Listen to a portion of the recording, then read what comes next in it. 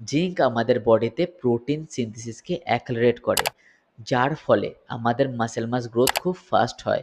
এবং তার সাথে সাথে আমাদের মাসেল মাস গ্রোথ করবার যে এসেনশিয়াল হরমোন মানে টেস্টোস্টেরন, সেটাকে বুস্ট করে হচ্ছে জিঙ্ক।